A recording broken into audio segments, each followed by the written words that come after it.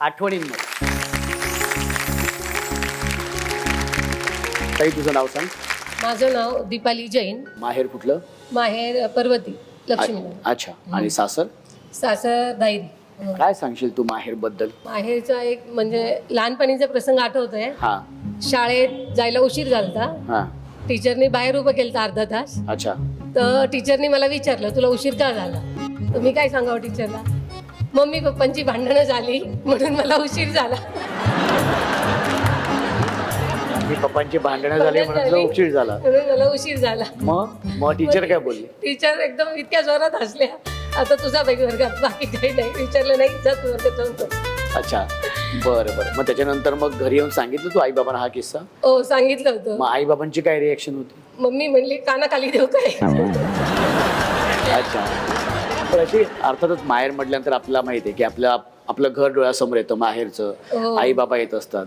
तुला माहेर म्हटल्यानंतर सगळ्यात आधी कोण डोळ्यासमोर येतं? मला माहेर म्हटलं की आधी पप्पा डोळ्यासमोर येतात. पप्पा.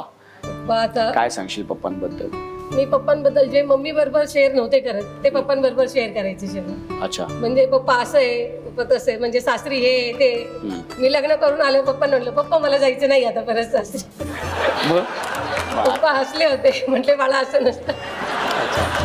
पण ताई म्हणजे तू जेव्हा सासरी गेलीस तेव्हा सगळेच नवीन असतात. सगळीच ती घरातली त्या सासरीची माणसं सगळी नवीन असतात. सगळे नवीन. घर नवीन असतं. तिकडच्या चालीरीती सगळ्या नवीन असतात. जेवणाच्या पद्धतीपासून सगळं वेगळं असतं. हे सगळं कसं जुळवून घेतलंस तू? तर काय ऍडजस्ट करायची सवय लागली तिथं गेल्यावर.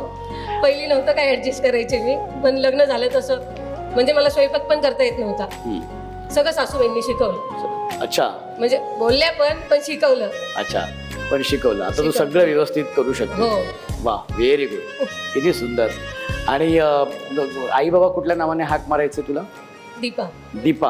हा. आणि भावाजी कुठल्या नावाने हाक मारतात? ए म्हणतात ते. ए. हो. ए इकडे ये. हे घेऊन ये. अच्छा. आणि तुम्ही कसं हाक मारता? ओ. ए तू ओ. हो. ए ओ.